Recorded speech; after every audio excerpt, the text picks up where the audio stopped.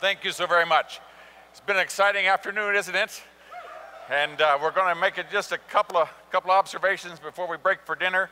But I'm delighted to be with you, and I thank you for the invitation. It's always fun to get together. Half of the people on earth live on less than $2 a day. Half of those live on less than $1 a day. 330 million people in China live on less than $1 a day. That's more people living all of North America. And we live under a system that allows us to create unlimited abundance. And it's important that we understand how it works. And so what I'm going to do is just take some basic principles that we've talked about before and tie them in to what's happening today.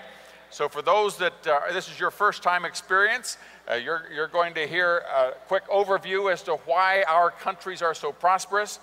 And for those that have been here before, you might hear some that you may have heard before. But a week from tomorrow, a week from Tuesday, the people of Canada are going to choose an entirely new government.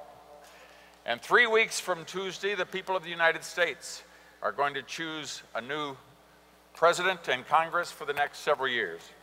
And so it's incumbent upon those of you who are leaders in the community and in your states and in your provinces to provide the instruction and guidance that they so very desperately need. You know, politics is not complicated.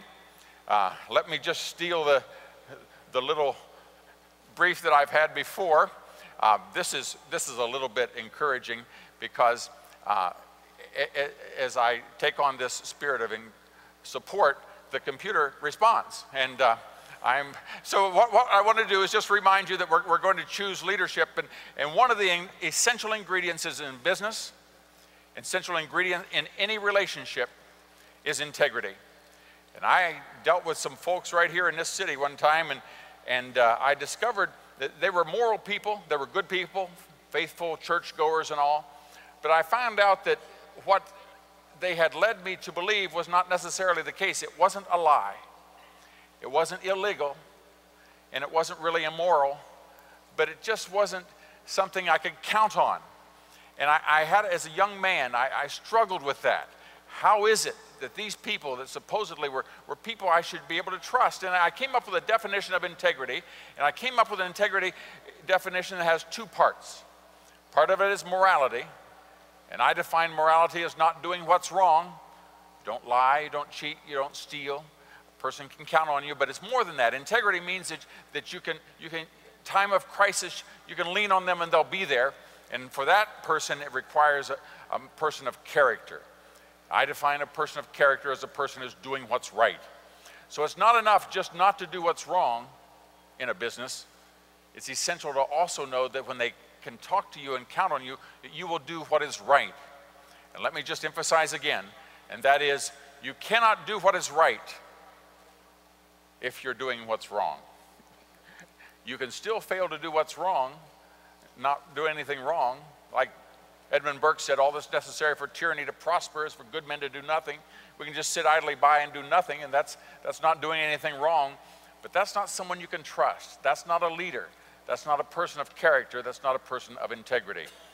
When we are engaged in business, it's essential that for any kind of relationship, a marriage relationship, any kind of relationship, it requires integrity. Now let me tell you why it works.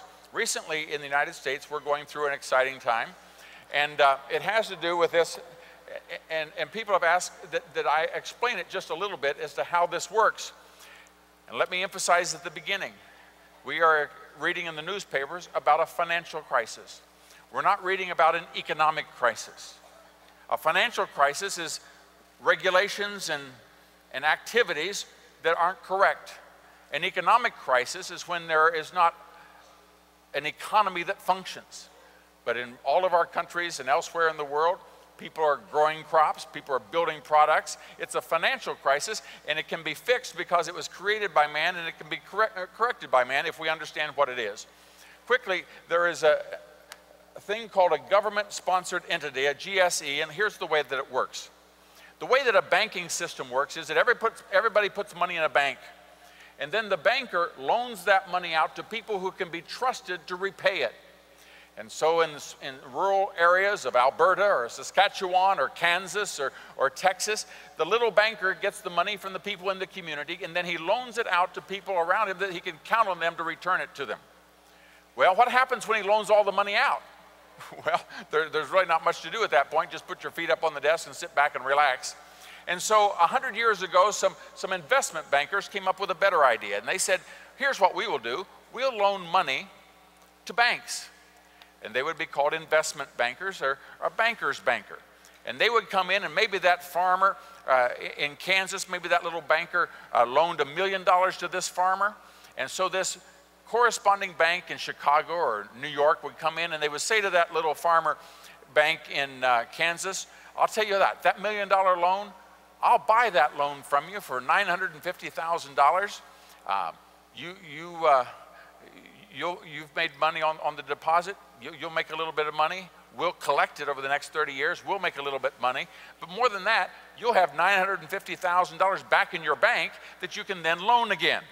And so that corresponding relationship worked very well. But during the Depression, many of those bigger bankers didn't know what those little banks were like, and so they didn't loan money out in a rural area. So in 1938, the President and the Congress decided to establish a thing called the Federal National Mortgage Association. And this would be an organization of the government that would go into those banks and would buy their mortgages, so that that farmer that had this mortgage, had this loan, that little bank, he could safely turn that money over. They would sell it to the Fannie Mae, sell it to the Federal National Mortgage Association. The Federal National Mortgage Association would give them money that they could lend out again, and the community would grow, and it proved to be very, very prosperous. Just to remind you as to how North America is infinitely wealthier than much of the rest of the world because of the trustworthiness and the integrity of the banking system and the agreements that people made. Well, that worked very, very well. And as long as people can be relied upon to do what is right, it will continue to function. But what happens when people lack integrity? We get to see what happens. So here's what happened. We'll walk through it here. It says that what happened was that Fannie Mae buys mortgages from other banks and companies. It's backed by the taxpayers, so everybody trusts them.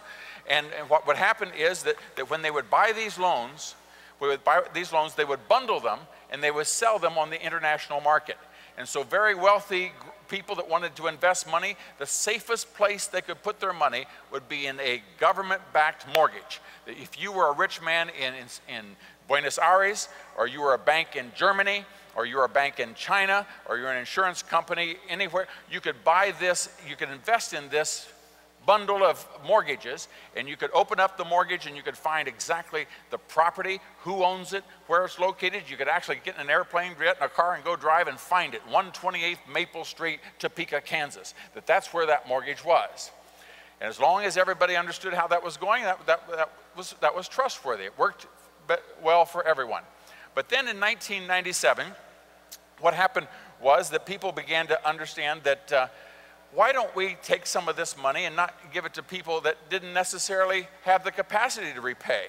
And so President Clinton, he said, we ought to send it to people that maybe they don't have the money to repay. And so they began making thousands of bad loans and would give, from 1998, they would give you 120% of the price, of the value of their property. So now, if you come to this country and you don't have a job and you want to go get an apartment, the fellow who has the apartment will say to you, well, you need to put a month down and a month down at the end when you leave and a little deposit, and then I'll rent you this apartment. But Fannie Mae said, if you walk across the street to this beautiful home, we will give you 120% of what it's worth.